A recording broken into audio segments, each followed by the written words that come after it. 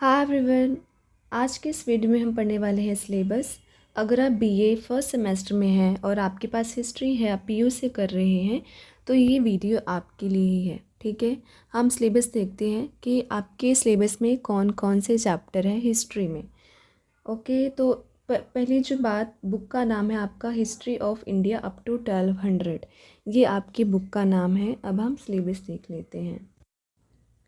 तो अब हम बात करते हैं, आपका है यूनिट वन में आपका जो फर्स्ट चैप्टर है, इसमें आपको पढ़ना है major sources of history, literary and travel accounts, archaeological findings, inscriptions, coins.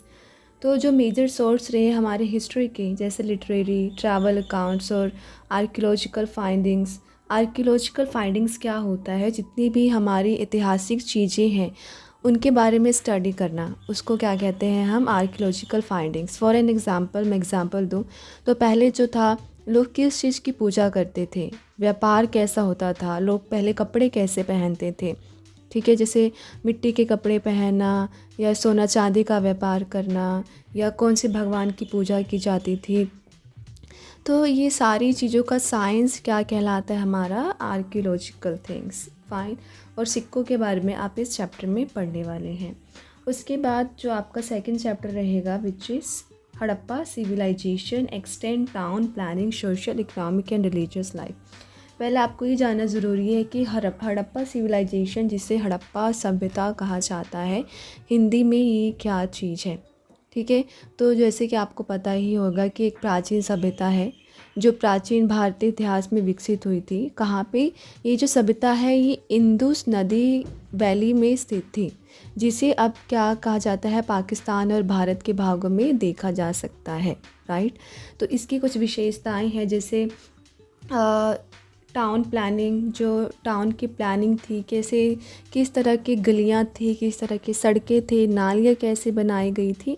तो ये टाउन जितनी भी प्लानिंग थी आप ये पढ़ेंगे। उसके बाद पढ़ना है आपको सोशल और इकोनॉमिक लाइफ कैसी थी, यानी कि सामाजिक और आर्थिक जीवन कैसा था। लोग जो है चीनी, चाय पत्ती, सोने चांदी जैसे आर्थिक चीज़ों का व्यापार करते थे।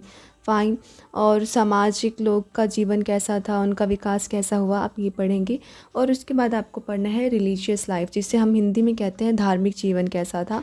मीन्स कि लोग जो है, लोगों का धर्म क्या था, कौन से धार्मिक जीवन शैली को अपनाते थे, किसकी पूजा करते थे। फॉर एन एग्ज़ाम्पल, जैसे कि शिव जी की, देवी की, पशुपति की, विष्णु जी की, पृथ्वी आदि की जो है ये लोग देवी देवताओं की पूजा करते थे हड़प्पा सिविलाइजेशन में। राइट। और अगर मैं थर्ड चैप्टर की बात करूँ तो थर्ड चैप्टर है आपका life in Vedic age, political and economic, social and religious life. तो वैदिक एज क्या होता है? वैदिक काल में जो है, वैदिक काल में पॉलिटिकल एंड इकोनॉमिक लाइफ और सोशल रिलीजियस लाइफ कैसा था। फाइन। तो जो वैदिक काल है उसमें जो भारतीय समाज था एकदम पिछड़ा हुआ था, जैसे एक गांव होता है, एकदम गांव की तरह था, जहाँ पे ग्राम पंचायत थे, जहाँ पे राजा थे, राजकुल थे, जिसे राजवंश कहा जाता है। ठीक है, वैदिक समय में जो है व्यापार होता था, कृषि होता था, पशुपालन होता था। ये जो है भारतीय इकोनॉमिकल थिंग्स थी, जहाँ पे लोगों को कमाने का एक सोर्स था। करते हैं यूनिट सेकंड की। यूनिट सेकंड में आपका जो चैप्टर है fourth, which is republics and kingdom, 600 to 321, Mahajanapadas, the rise of Magadha. तो रिपब्लिक्स एंड किंगडम, जिसे हिंदी में क्या कहा जाता है? गणराज्य और राज्यवंश। तो जो भारत था, प्राचीन भारत में जो समाज थे वो दो भागों में थे।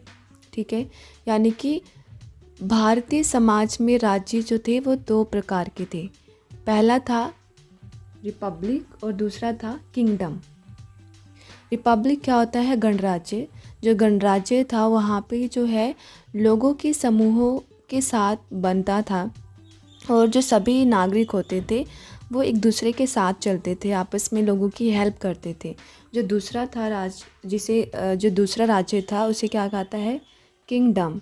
हिंदी में कहते हैं राज्यवंश, जिसमें सिर्फ एक राजा था, उसी का शासन होता था और उसके परिवार के सदस्य द्वारा जो है शक्ति संचालित की जाती थी, मतलब उसी के परिवार के सदस्यों को शक्तियाँ दी जाती थी और उसी से जो है पूरा राज्यवंश चलता था।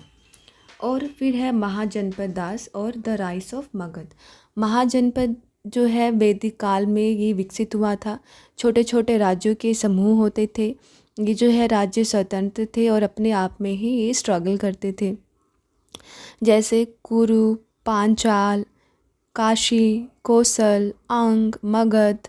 ये जो है महाजनपदों के क्या है उदाहरण है और बुक में आप डिटेल में पढ़ने वाले हैं, राइट। यहाँ पे मैं आपको ऐसे मोटा मोटा बता रही हूँ।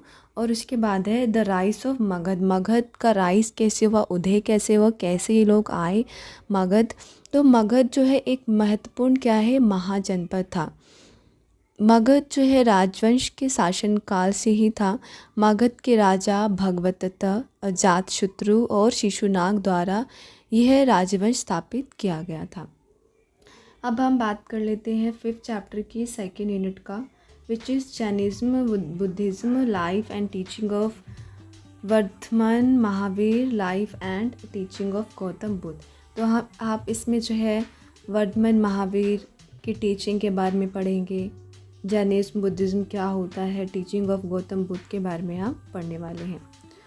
और उसके बाद जो है आपका chapter 6, the Maurya empire, central and provincial administration, revenue, judicial and local administration, Ashoka dharma के आप इसमें पढ़ने वाले हैं। अब हम बात कर लेते हैं यूनिट 3। यूनिट 3 में आपको जो पढ़ना है post Maurya period, decline of Mauryas and Kanishka and his achievement. Then आपका चैप्टर आता है 8th, the Gupta empire, the rise of Guptas and social, economic, culture and scientific development and under Guptas. तो गुप्तास के बारे में आपको पढ़ना है इस चैप्टर में, कैसे इनका सोशल लाइफ, इकोनॉमिक और कल्चर कैसा था। देन आपका 9th चैप्टर आता है the rise of southern kingdoms, administration under the Pallavas, Rashtrakutas and Chalukyas. Okay. उसके बाद यूनिट 4 में आपको करना है regional kingdoms in the north, administration under Harshavardhana, origin of Rajput का कैसे ओरिजिन हुआ। देन आपका south Indian states, administration under Cholas, taxation and trade under Pandyas. Then आपका आता है मैप आप देख लो कौन कौन से आपको भरने हैं। ये रहा map on important historical places, जितने भी है आपको ये फिल करने हैं। ये रहे सारे, जैसे उज्जैन, वाराणसी, लोथल, नालंदा, हड़प्पा, ठीक है, पाटलिपुत्र, सांची, सपारा, उज्जैन, ये सारी चीज़ें आपको पता होनी चाहिए। और एक्सटेंट ऑफ हड़प्पा सिविलाइजेशन और मौर्य किंगडम अंडर अशोक। तो ये था आपका चैप्टर। कोई भी डाउट है, कोई भी क्वेश्चन है, please let me know in the comment section. ये है आपका सिलेबस। और भी सिलेबस देखना है आपको तो 5th सेमेस्टर का या 1st सेमेस्टर का या 3rd सेमेस्टर का, किसी भी सेमेस्टर का आप प्ले लिस्ट में जाए और ज़रूर देखिए, ठीक है। If you want to take snapshot of this content then please take it. अगर आपको स्नैप लेना है तो आप स्नैप ले सकते हैं, snapshot. Thank you guys, thank you. और लास्ट में मैं आपको ये बताना चाहती हूँ कि आपका हिस्ट्री का जो पेपर है ये 100 मार्क्स का होता है। थ्योरी जो है यहाँ पे लिखा भी हुआ है, थ्योरी में से जो है 90 नंबर का आएगा और इंटरनल जो असेसमेंट है वो 10 नंबर का होगा। 3 घंटे का आपको टाइम दिया जाता है। आपको क्वेश्चन पेपर देखना है, आप मेरी प्लेलिस्ट में जाए और या शॉर्ट्स में जाए, शॉर्ट्स वीडियो में आपको हिस्ट्री का क्वेश्चन पेपर भी अवेलेबल मिल जाएगा 1st सेमेस्टर का। So thank you guys for watching my video. Please like, comment and subscribe to my channel. Bye.